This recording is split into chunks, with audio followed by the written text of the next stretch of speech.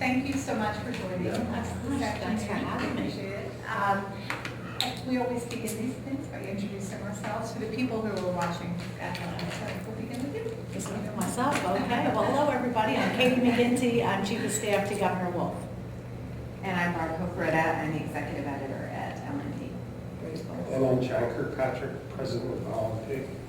Tim Studer, staff writer at LNP. Joe Hinkle, Deputy Opinion Editor at LNP. And I'm Suzanne Cassidy. I am the opinion editor at LNP. Again, we thank you very much for coming today. We really appreciate it. There's a lot to talk about. I wonder if you wouldn't mind just beginning by outlining some of the reasons you came today and why you're making a tour of the newspapers. Well, I very much appreciate the opportunity. Bottom line is Pennsylvania is at a place of dynamism where there are challenges we have to meet, but tremendous opportunities we can secure as well. And Governor Wolf's perspective is it's time to meet those challenges head on, even as we move forward with an agenda that can grow this economy, that can put us back on the map as a place that already is a leader in technology, is a leader in innovation. We're blessed with abundant natural resources. We've got a great location in Keystone State, and we've got a great workforce. You put that together at a time when things like manufacturing are coming back to the United States in a high-tech way. Pennsylvania should lead that agenda.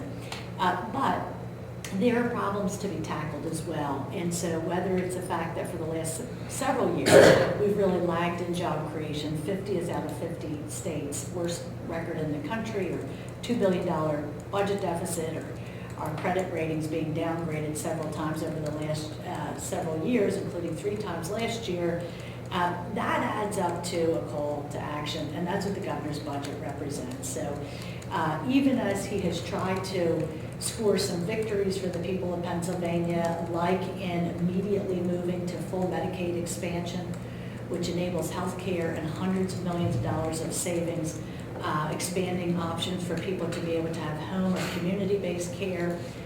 Again, something that people would like to have that option, and saves hundreds of millions of dollars. Even as we've done those things, the real action now is around the budget. And I appreciate this opportunity in particular because the clock ticks loudly towards June 30th. The governor's budget has been out there since March 3rd. So we are ready and ready to do things like the 4 major things the governor's budget does.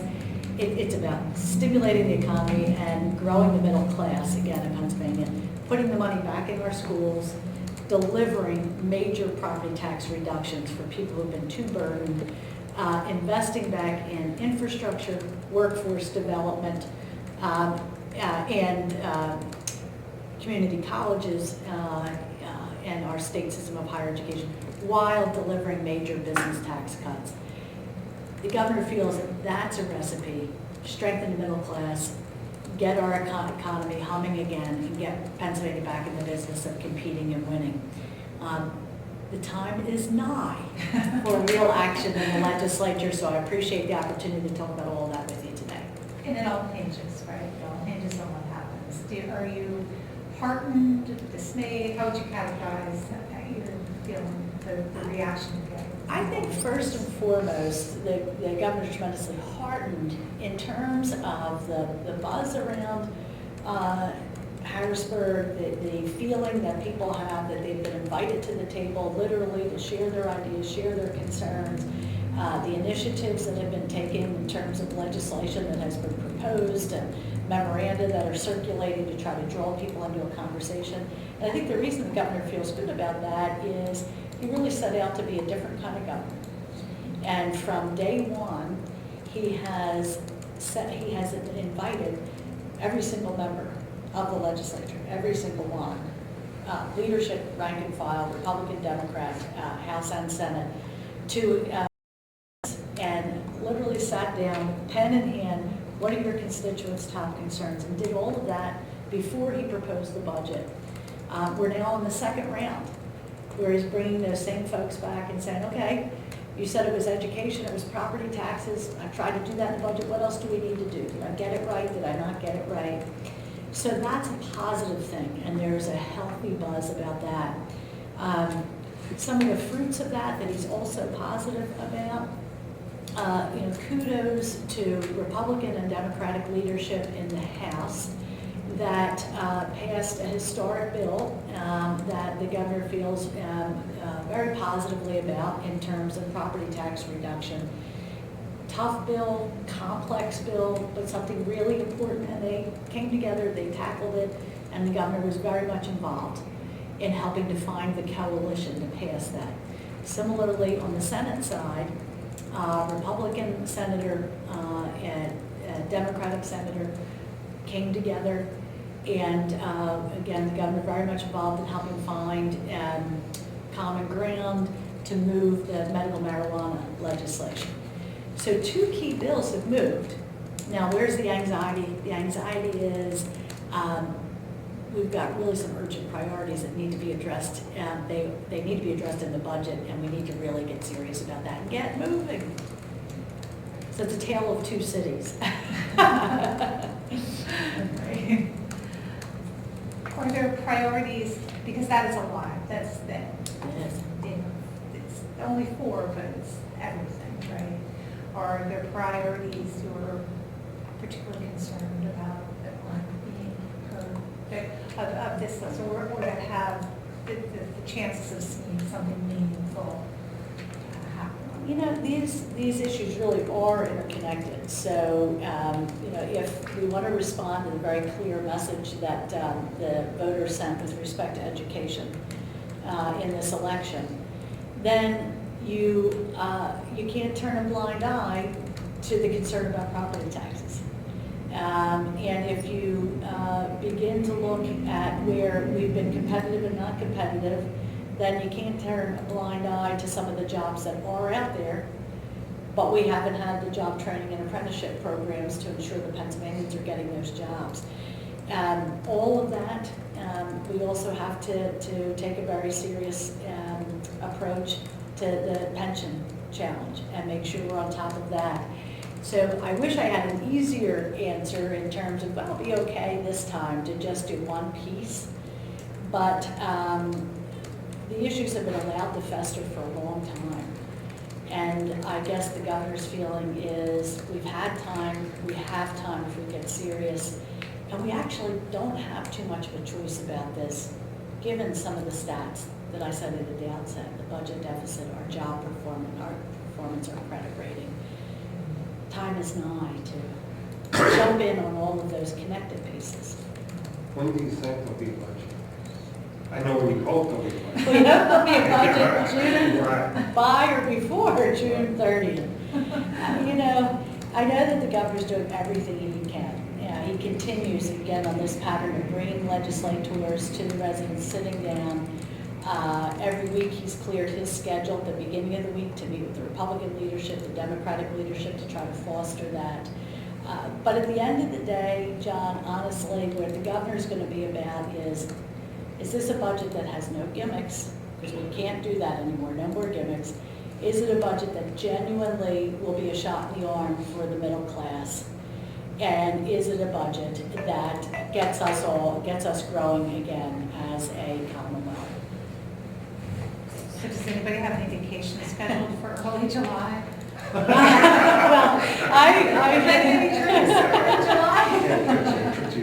I did that on one of those gatherings at the governor's residence. I was this close to writing the check for the deposit for the Seattle City rental. And I went to the chairman of the appropriations committee who was there. And I said to him, Bill, I'm about to put this in the mail, July 25th. What do you think? He told me at that, oh, sure, go ahead. That was 2 months ago, so wasn't it? It's not his money. I think he's hopeful Are the too. Republicans coming up with a counter proposal? Are they still working their way through the governor's proposal? Well, Chairman Adolph did put forward a budget that I believe will be considered on the floor next week when they come back in the House. But now it's a budget, though, that basically is a carbon copy of last year's budget, which budget invited all of these credit rating downgrades, which budget defunded education, didn't take on pensions or property taxes. So we expect that Democrats will marshal a number of amendments to try to fix that budget, but maybe we can see it as some starting point, but it really is just something that resurrects the budget of last year. So they really haven't come up. No, So right, you want this, we want this. right, exactly, yeah. So you said he helped get the coalition that passed the property tax reform. He was very much, he doesn't want to take anything away from the Republican and Democratic leadership. It was their bill, they did it, they made it happen. But he was certainly very encouraging of that conversation, very encouraging of working with some individual members to bring them around and over to supporting the bill. But that bill doesn't increase education funding. In fact, Stan Seller said so before it passed, and it doesn't quite redistribute the property tax, or distribute the property tax relief the way the governor would. Could he sign that bill if it passed the Senate as is? Well, let me just take on two pieces of your point. Yeah, this is not the bill that gets the job done for education. Now, we still need the Republican leadership to hopefully pick up the major proposal on education the governor has made and run with that and make that happen. So that has not happened yet. This is the taking down property taxes, and in fact the governor's proposal is the single largest cut in property taxes ever proposed in Pennsylvania, is another piece of the priorities in this budget, and that's what this bill does. Now, your observation is exactly correct. The Stan Saylor's bill is not the exact formula that the governor proposed, and the basic difference is that the governor's property tax relief is driven out most particularly to those communities that have the highest millage rates. So those with the highest tax performance are the ones that see the most relief under the governor's proposal. In fact, I have some of the numbers here for the city of Lancaster school district, for example, sees major 73% cut in homestead property taxes, and then in addition to that, a 46% across the board millage reduction. Stan Saylor's bill distributes those dollars differently, would not provide as much tax relief for those communities that have had that highest tax burden. But the governor still felt that it was a serious effort to take this issue on. He wanted to recognize the leadership that was involved in putting a serious proposal together. And he also felt that, in this life you always have to compromise. And so getting behind something like that to enable it to get to the next step, where hopefully we'll have a chance to put some amendments together as well. So that was his thinking. That's what this bill represents, is a very good, solid start on an incredibly important conversation. I'm going to ask a reader named Brett Falls. We invited a couple of questions, we've invited many questions, we got a couple via Facebook. Mr. Falls says, there's a fear among many Pennsylvanians that Governor Wolf is going to raise taxes that will hurt the poor middle class in the state. What specifically is his plan to help middle class and poor Pennsylvanians? And how will he relieve the higher and higher property taxes for seniors? Well, I really appreciate that question, and for that gentleman, he'll find a lot in the governor's proposal that is exactly on point. The governor is the governor's budget overall for middle and working class families is a huge shot in the arm. So if you're a $100,000 homeowner, making $100,000 homeowner or less, this is a significant tax cut for you. If you're working hard, working family, $35,000 homeowner, the budget represents a 70% cut in taxes for you, and that's property taxes, income taxes, sales tax, all netted out and netted together. For senior, the income cutoff? I would, $35,000 homeowner, 70% cut, $50,000 income homeowner, it's a 20% cut, and any family, homeowning family, $100,000 and below is a winner under the governor's budget. But seniors in particular, under the governor's proposal, some 270,000 seniors would pay zero school property taxes. So the relief is very much targeted to those most in need, individuals and communities that have seen their tax base eroded and have layered more and more and more of the burden on homeowners and property taxes. So does the governor take issue with the independent fiscal office's assessment that taxable rate can be raised for everyone? Well, look, I mean, sometimes these analyses, are complex. And so we respect the independent fiscal office, and we think that they do a good job. However, we do think that, as we did in our analysis, we didn't project or assume numbers. The IFO based all of its analysis on assuming numbers in 2018. Ours are the actual tax data from 2013, the real world story of what people in Pennsylvania pay and what their property income and sales tax exposure looks like. That's always feels like a more solid ground than projected. But the other thing that the IFO didn't do, if you're going to project taxes to 2018, then the other parts of the budget that grow revenues and that have the budget significantly in surplus, that presumably would then feed back to lower those taxes further and or further lift the economy. None of that was assumed, so it was only assumed on the cost side. Again, IFO does a good job, but our numbers are real data, actual tax data as compared to projections, and we think that's a more solid basis. Can we talk about education for just a second? The voters clearly said that there needed to be more emphasis on education. The state needed to be more involved with the state. There's also said they want that money to be used well. If you look across the river at the York School District, I'll just pick on that. We've had severe issues that rank at the bottom of the state in performance in many, many areas.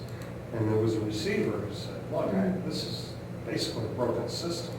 We need to rethink it. And sort of that sort of discussion was put to the side and said, no, here, let's go back to what has been in the past and said, here you go. And so when the governor looks at this, that kind of, how's the money being spent on some of these school districts that are having a very difficult time, whose kids are not getting educated? Right. What is the governor's plan to make sure that money is used well and makes a real difference for people who are stuck in a system that has proven year over year it doesn't work? So accountability is huge for the governor, and just to take on a couple of pieces of that, your example with respect to York, and to be clear, the governor has not put that reset button to the side. In fact, that process is energized, it's continuing, it's very much in full swing. What he disagreed with was the proposal to 100% turn the school district over to charters. So he's not on board with that. And on that point, by the way, the governor does support those charters that are doing well and teaching kids. In fact, the charter reimbursement line under the governor's budget is reinstated. So we put those dollars back. But on this accountability piece, he's saying we need accountability. And right now, we don't have any look at where do those dollars go that we send in the direction of charters. There's no auditing, there's no how and where did you spend those dollars, and the cost, or let's say the investment we've made in charters, has escalated dramatically, so that it might have been about $200 million when Governor Corbin first came into office. It's $1.3 billion that the public really has zero visibility into right now. Further on accountability, and some people like this, some people don't, but the governor's really clear. The dollars he's asking for need to go into the classroom. It needs to be about some simple things, like bringing classroom size back down, like enabling kids to have some hands-on learning experiences, like maybe thinking about things like a longer school day in some districts, or even some school learning opportunities in the summer.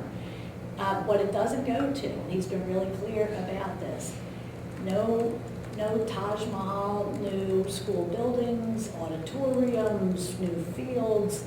So as I share this with various education advocates, they're thrilled about finally putting a priority back on the learning experience. But there'll be some who say, oh, wait a minute, it's not for new buildings, and it's not. It's really about the kids in the classroom. So in the end, will there be more accountability by charter schools? That's what the governor's proposed, that we have full transparency. So you'll be able to compare a charter school to a And public school? the normal district public school, especially in the expenditure of those dollars. Where's money going? What's it being used for? So what's the reset button for schools like York, schools like Harris, Right. schools Chester on the way? Right.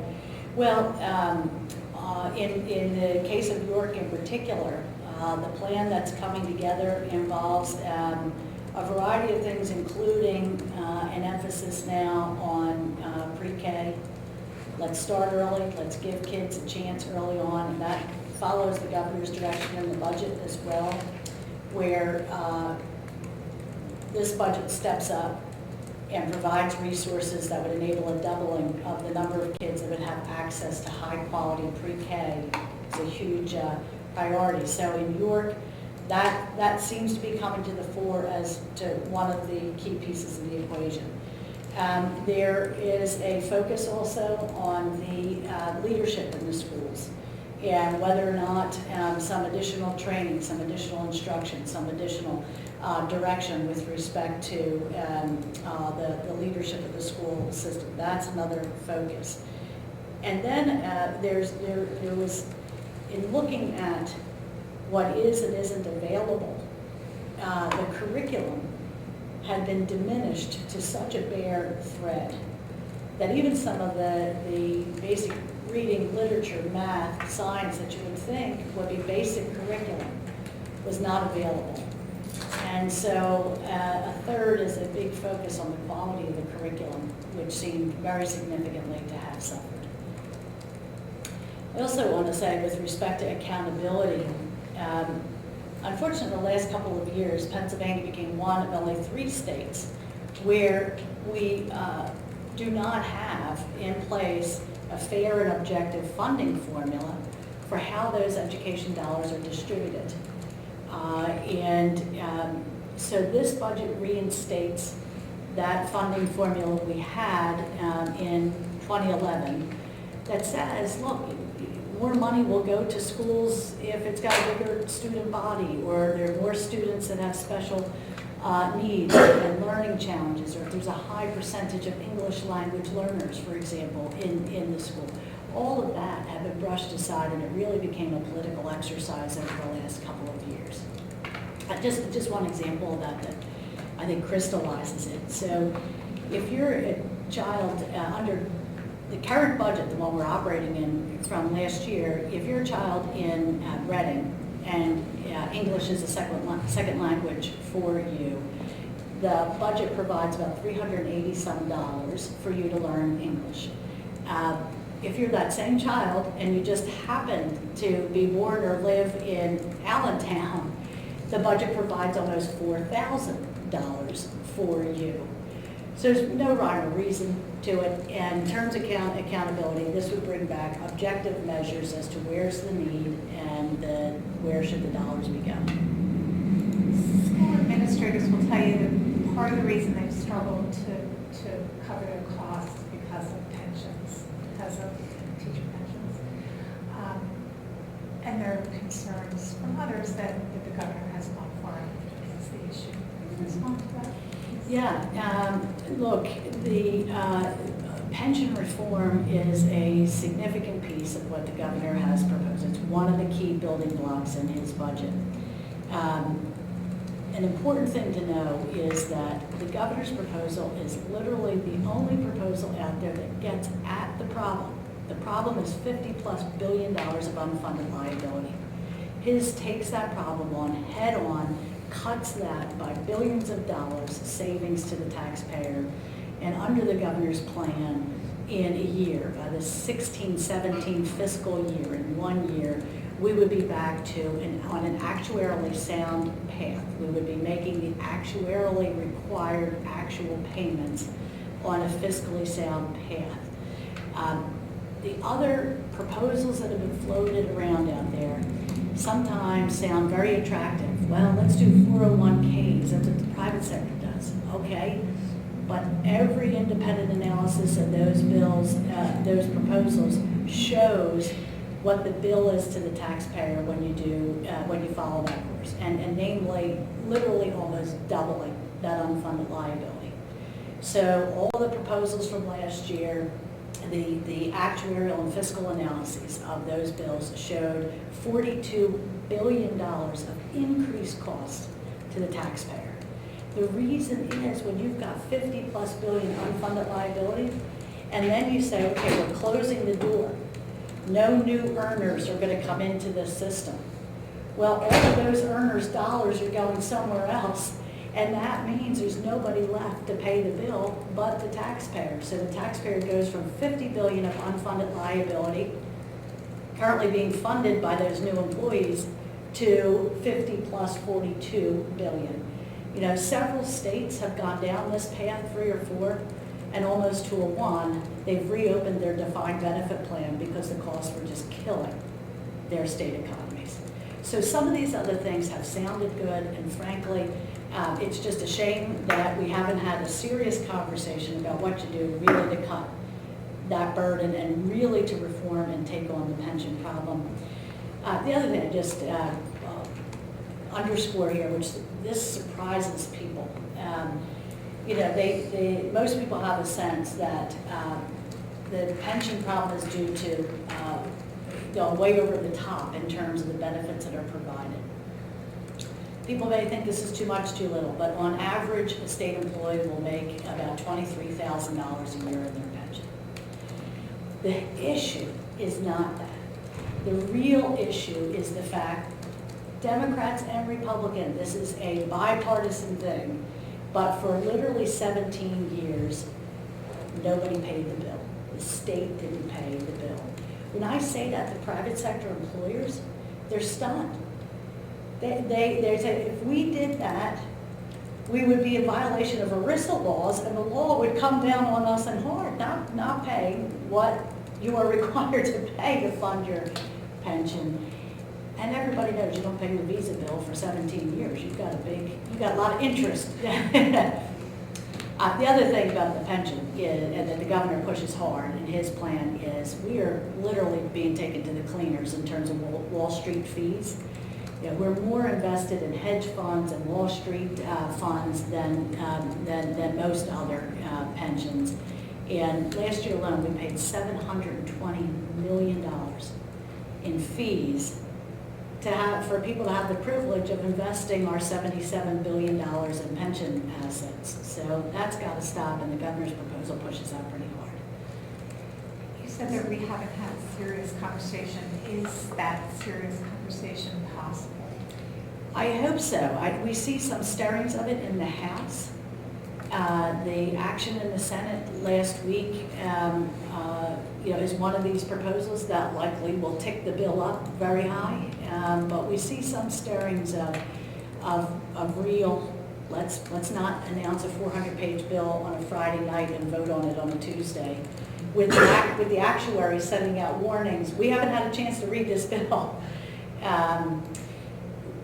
In the House, there seems to be some stirrings, like we saw on property taxes. You know, governor doesn't expect it'll be his proposal, namely to the T, like it wasn't on property taxes, but there's some stirrings of that same seriousness of purpose, Republican and Democratic. So we're hopeful that now that the action is in the House side, we'll be able to really roll up sleeves and get serious about it.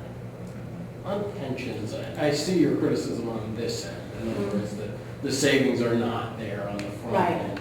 But I think people would know that, yes, they didn't pay the bill, but why didn't they pay the bill? Part of the reason was because the markets tanked and they didn't make up for it. They didn't make up, and that was part of it. So the benefits do have something to do with it. And couldn't we, if we go down Governor Wolf's path, be in that situation again where the bill comes high and the economy's down? Because those things do happen at once. The stock market goes down and Yeah. the economy goes down. Right. And you could have this problem again if you don't touch the benefits. Yeah, so I guess two things on that. One is the benefits piece of the equation, you're absolutely right. In 2001, the governor and legislature then treated themselves to a very nice package. And there were things like the retirement age was moved from 65 to 60. The multiplier was changed from 2 to 2.5. People were able to take their retirement package in one lump sum at retirement. It was a very nice deal, and it did run up the meter. And for a couple of years, that seemed fine until, as you say, the market tanked. A good thing did happen in 2010 along these lines, where that benefit package was very significantly restructured. And so that retirement age brought back up to 65, the multiplier brought back down, the lump sum withdrawal option taken away. And to your point then about markets, the legislation in 2010 introduced risk sharing so that it's no longer the taxpayers or the Commonwealth that stand out there alone facing the risk that the market doesn't perform. And so now, if the market doesn't perform, the employees actually have to pay more in to be able to maintain the level of benefits that they otherwise were expecting.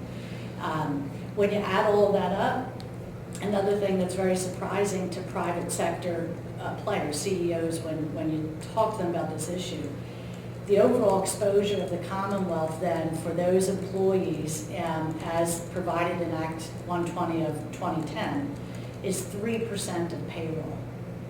Now, that might not mean much to some folks, but for private sector employers providing a retirement benefit, it's usually significantly north, maybe double that, 5%, 6%, 5% anyway, of payroll. And most private sector players are like, Commonwealth's got itself a good deal. That's a pretty cheap pension contribution that Act 120 delivers. We've noticed, just on a different subject, we've noticed, us driving around the state, but also an intensification of the campaign against the severance tax. If you go to Western Pennsylvania, there are billboards everywhere, signs everywhere, TV commercials. An uptick in TV commercials. Yeah. I have heard. I haven't seen them live yet, but I've heard. Do you fear that will have an impact? Well, listen, I think so. In a democracy, everybody's entitled to their voice, but I think common sense Pennsylvanians will say, we're the only shale state without a severance tax. That doesn't seem right. Second, we're apparently the most prolific. Our gas resources are better than any state in the union. And third, you've got the shale companies left and right reporting record-breaking profits. So I think most common sense Pennsylvanians will add that up and say, listen, everybody has to pay their fair share. It's not right that Pennsylvanians sit on top of the most prolific gas resource in the country, if not the world, and are the only state where we're not getting a severance tax. And it's time to just stop the theatrics and all of the commercials and that kind of thing, and let's just get something done here. So we don't mind the message. I think we'll only galvanize the public to say, everybody has to pay their fair share. So on the flip side of that, are you, especially given your background, are you concerned about the environmental issues that have been raised with fracking and all the surrounding use of water? Look, we shouldn't make any mistake about it. I mean, shale development is an industrial activity. And that means that there's environment issues, there's safety issues. that we really need to pay attention to. I think the governor's outlook on that is you've got to have the environmental caliber on the beat. You've got to have common sense, but meaningful regulations, and those regulations need to be enforced. And so, back in the budget again, and part of the Marcellus Shale severance tax, the governor would dedicate to hiring more inspectors to be out there in the field and ensuring that these operations are being done in an environmentally safe way and in a way that is sound from a safety and public health perspective. So that's very important. We also have moved forward, and there are some who have been opposed on this regard too, but to a new set of regulations that would toughen those protections for our water resources, for example, that would protect critical rivers and streams, that would make sure that we're going the extra mile so that the citizens of this Commonwealth can have comfort, or a better level of comfort, that this is being done in a responsible way. Do you think the people of the state should have that comfort now? I think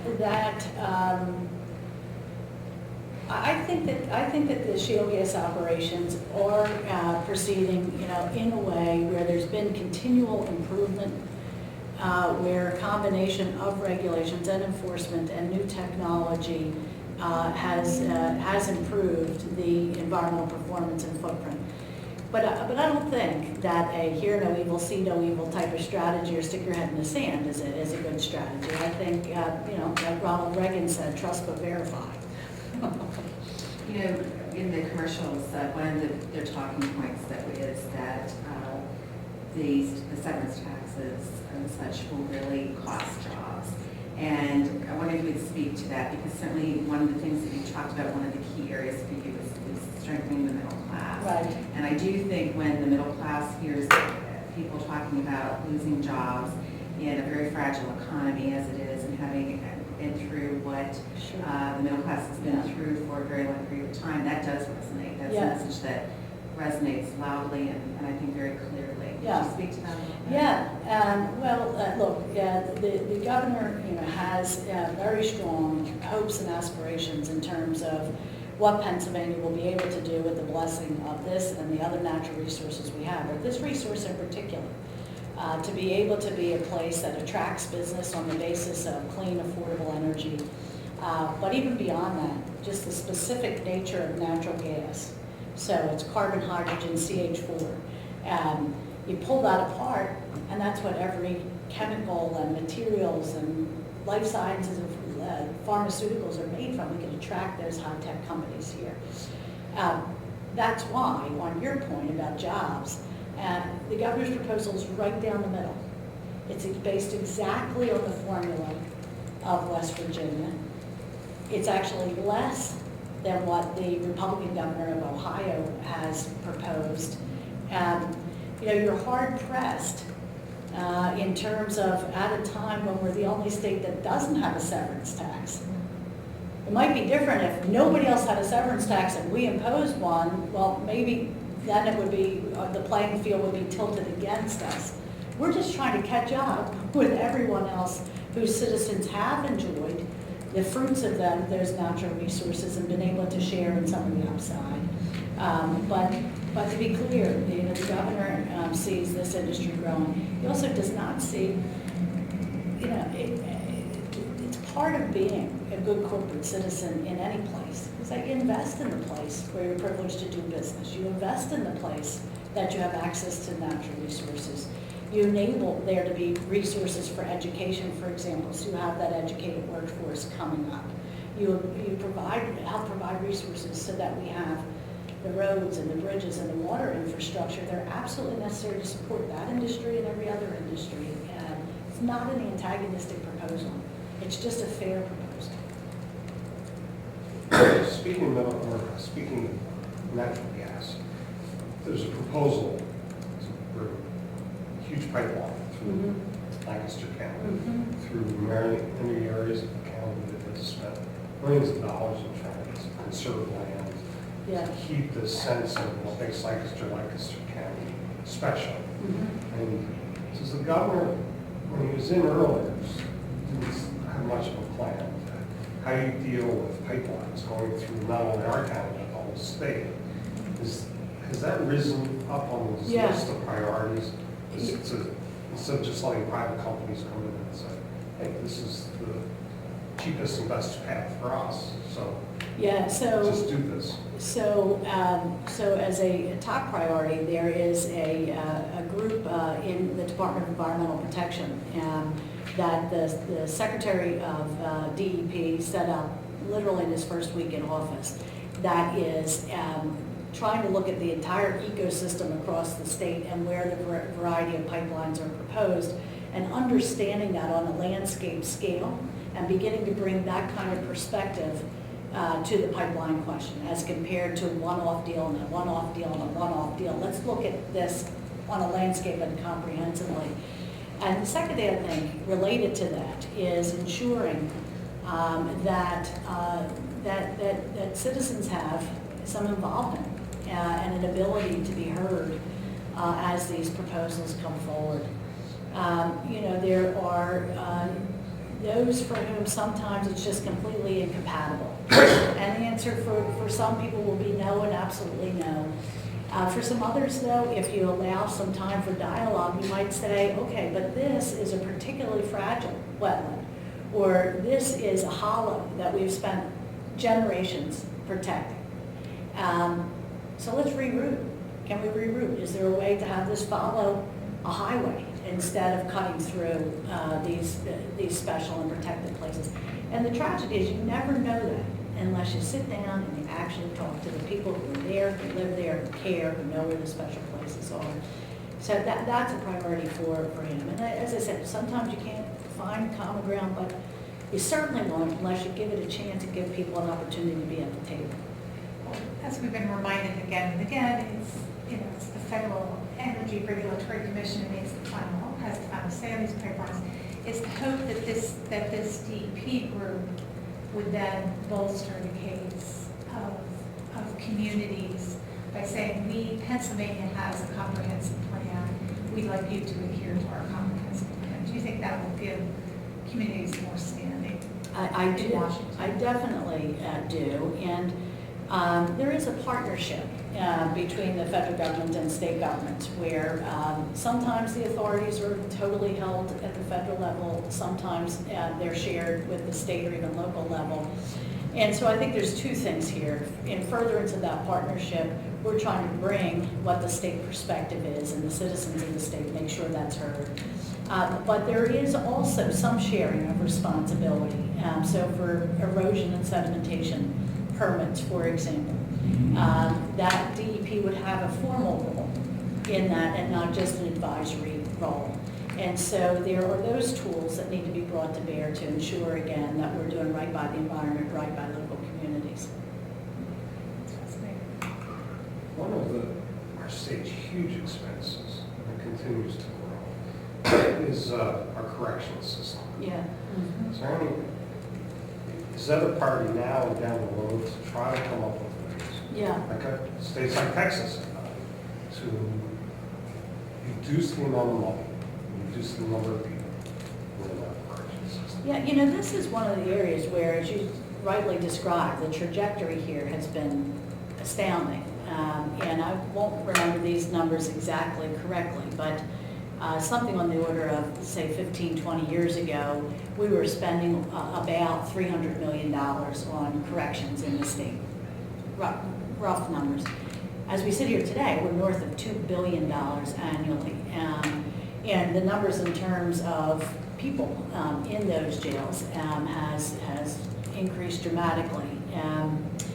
One of the things about that trajectory is it's beginning to be an issue that bring the various ends of the ideological spectrum around and coming together.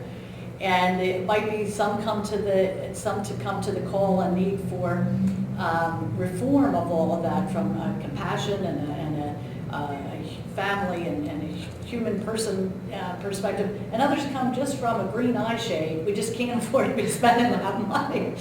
But that, to me, in a democracy is a hopeful thing. Come to the table however you like or from whatever perspective, but if you have a perspective to share.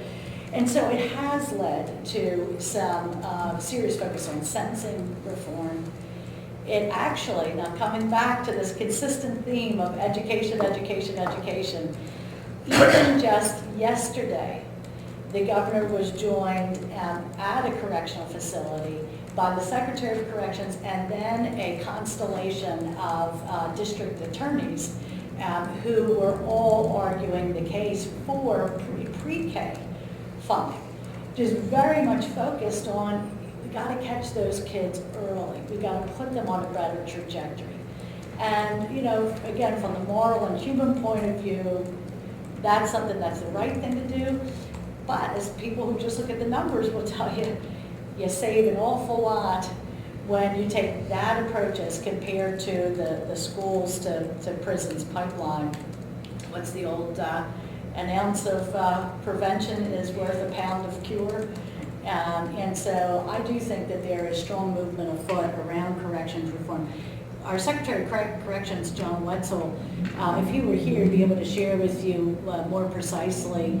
But over the last, I think, maybe now 2 years, we have had a leveling off in the prison population with some hope of a declining population as he's been innovating around things like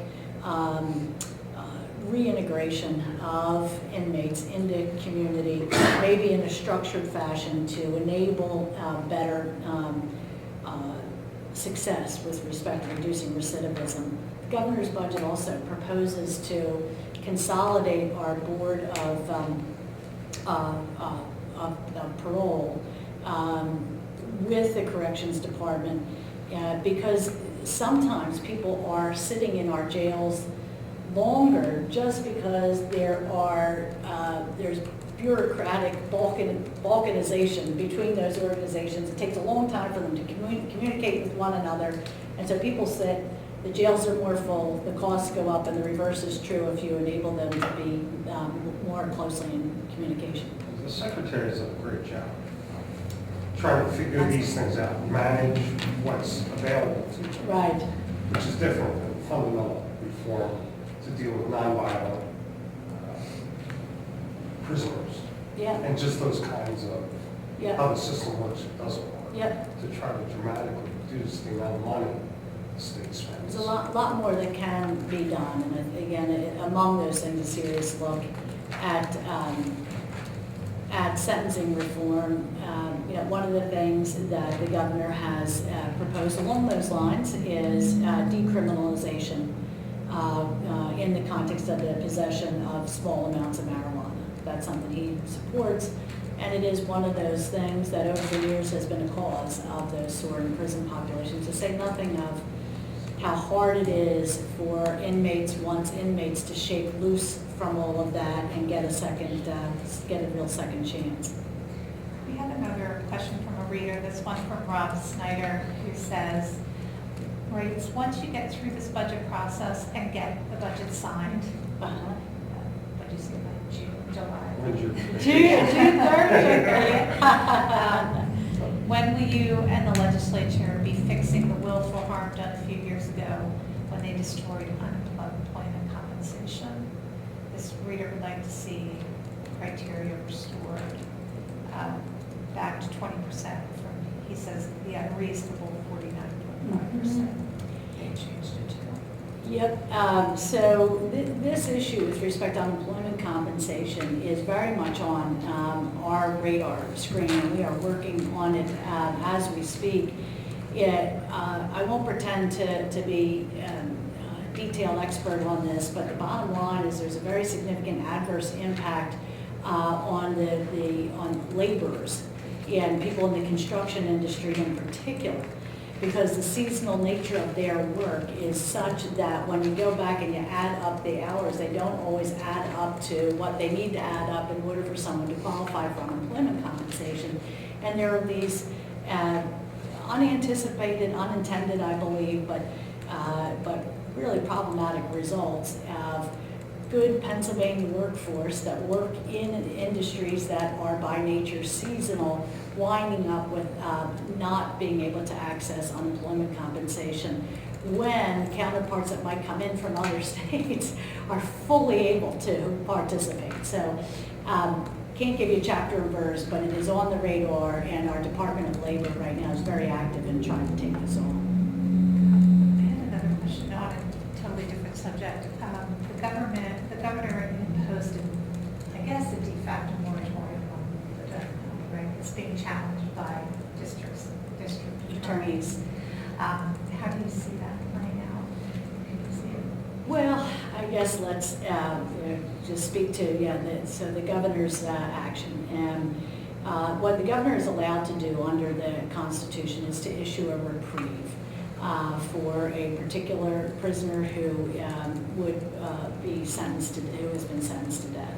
And that's the action that the governor's taken. He has taken that action not because he has any apology or any sympathy, I should say, for criminal or for heinous crime at all, and believes that the perpetrators of heinous crime should be severely punished.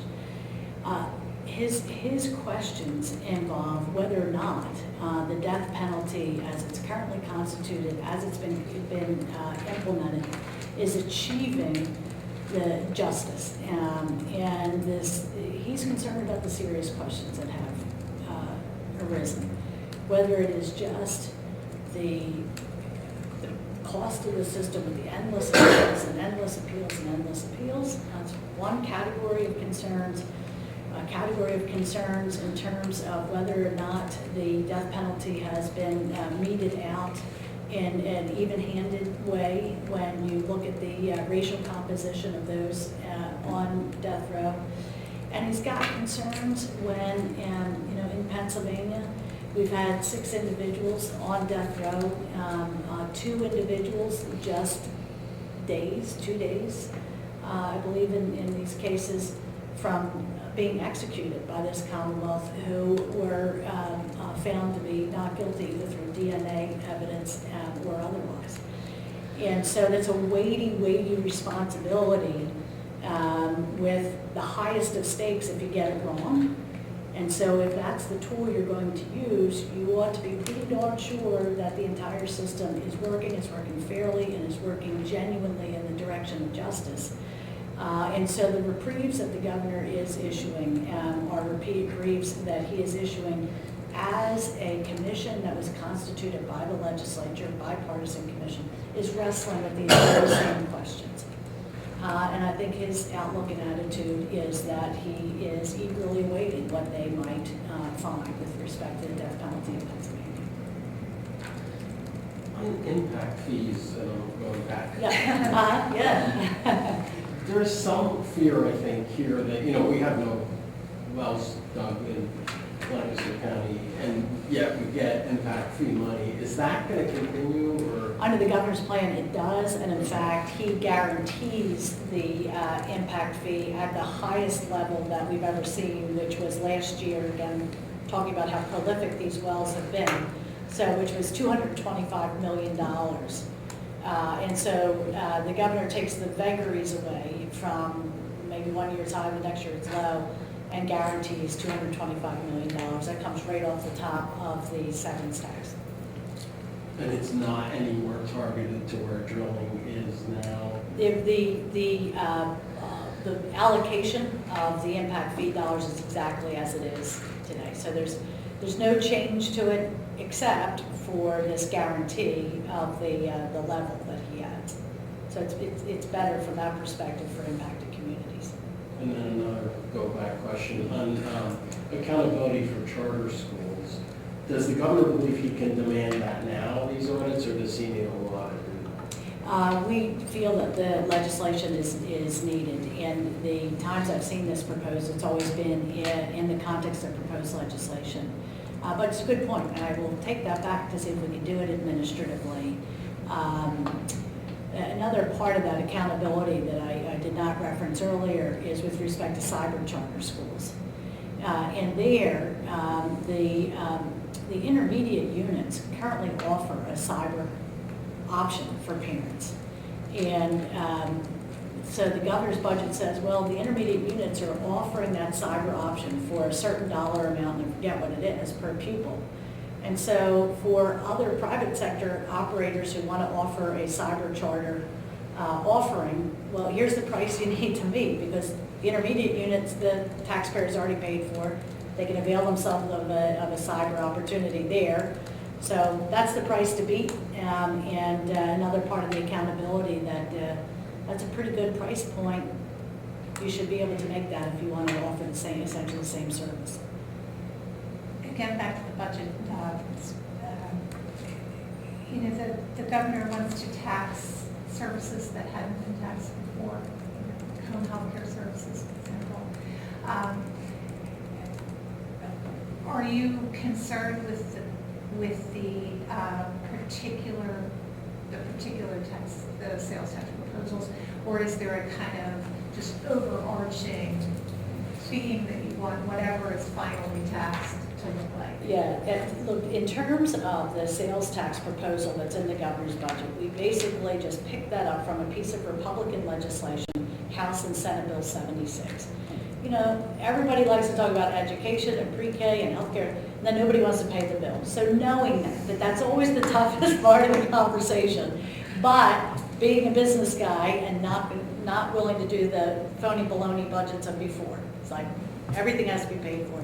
So he essentially adopted this Republican proposal to try to have that as common ground, to say, I get it, that this is the hard part. You've been willing to put yourselves out in House and Senate Bill 76, so I will take that as part of my budget. At the end of the day, what the governor's insisted on is that there be no gimmicks in this budget. And if there's, if there are changes around that sales tax proposal, he's all ears, and in fact, the House bill that did pass raises the sales tax higher than the governor would, but it doesn't expand the base. So it's already different than what is reflected in the governor's budget. He's fine with that, Yes. as long as the reforms are done and the bill is paid. Yeah. One person's gimmick, though, is another person's genius idea. So how do you define gimmick? Well, I'll tell you. Right? that- Mr. Governor, it's a genius idea. Hold on, no. To remove all doubt. Okay, so the current budget assumes $100 million in revenues from a casino, a new casino. Well, one, the license hasn't even been let for that casino, let alone two, the casino being built, let alone three, it being operating or offering $100 million in revenues. The budget assumes that we are going to massively increase drilling in state parks and forests, and somehow that's going to provide another $95 million. Well, that hasn't happened, is not going to happen again. So it's not really in the eye of the beholder. The other one-time fixes, which these budgets are replete with, in a struggling economy, and for a long time, there had been, I think it's $100 million in something called the Small Business Grant and Loan Fund. Well, it's always been there. And all of a sudden, it wasn't there, it was sitting over here, supposedly to fill a hole in the budget. Well, really? That's the Small Business Grant and Loan Fund. That's not something that's filling a hole in the budget. Or terrible things, like cutting back on the monies that were dedicated to the Meals on Wheels program, or to the program that supports rides for senior citizens to their doctor's appointments. I mean, that's the kind of thing we're talking about. So, in terms of a gimmick, It has to be real, has to be concrete. has to be real. You know, if you're spending $10, you got to raise $10 to fill that gap, and that's what this budget does. So that means there are tough things in it, like that income tax and the sales tax, which, again, the details of all of that are negotiable from the governor's point of view, and as evidenced by what the House has already done. I know we're getting late, so I wanted to get this. One of the things on the list was, when the governor was campaigning, he spoke a great deal about transparency. Yes, Being yeah. open and so on. Yeah. And then he got into office, and it was this sort of, the Office of Open Records, and leadership blew up. It was There's been a lot of push by legislators to reduce transparency. Where does the governor stand when it comes to the office, its independence, and a push to not only maintain what we have, but he talked about, should there be more transparency at Penn State, given the state funding? So transparency has been a calling card for the governor. From the very first day we walked into office, we all signed this zero exemptions, footnotes, asterisk gift ban, full and total gift ban. That very same first day in office, he looked at where the lucrative money is in government, which is some of these major contracts that are let, and all of that stuff now, the legal contracts, et cetera, all going out to bid. He's moved forward and putting, the first time ever, the governor puts his schedule, it's online, see what he's doing, and now all of us, again, first time ever, all of our expenses are put online. The governor's office, the governor's cabinet expenses are online. On the Office of Open Records, the governor feels strongly about this. This office needs to be led by a nonpartisan person whose job and whose commitment will be to ensuring the public's right to know, full stop, even Steven across the board, regardless of ideology. One, making an appointment in the middle of the night, the last hours, instead of respecting this office, doing a national search to make sure that we've got that caliber of person leading it. And second, putting in place a person who might be a fine and wonderful individual, but whose whole career was as a partisan operative, was exactly wrong. Exactly against the grain and the integrity of what that office was supposed to be about. So the governor was willing to take some flack and stand up for the integrity of an office that has to be nonpartisan. What about efforts to undo some parts of the laws?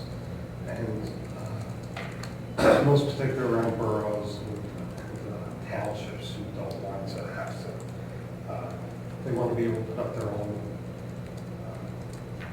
listings on their websites for public notices, instead of making sure that everyone can see them. Well, I'll tell you what, the governor's outlook is that in certain quarters, especially in Harrisburg, there's lots of room for expansion. So the right to know law only pertains to the executive branch of government. The legislature somehow in passing that law forgot all about themselves. Imagine that. So Might be a good place to start. I'm in trouble now. Well, that was the price of getting it passed. Right. That was the price. What about the head of the Office of Open Records?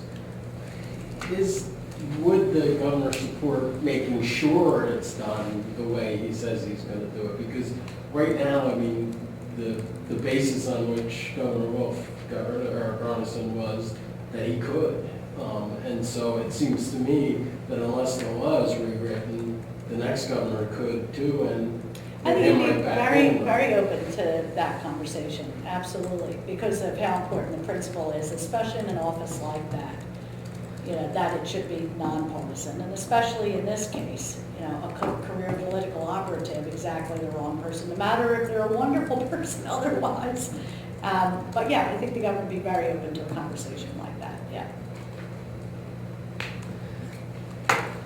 Thank you so much. Thank you all very much. Really appreciate it. Now, for all the trouble I got myself in, but I appreciate the opportunity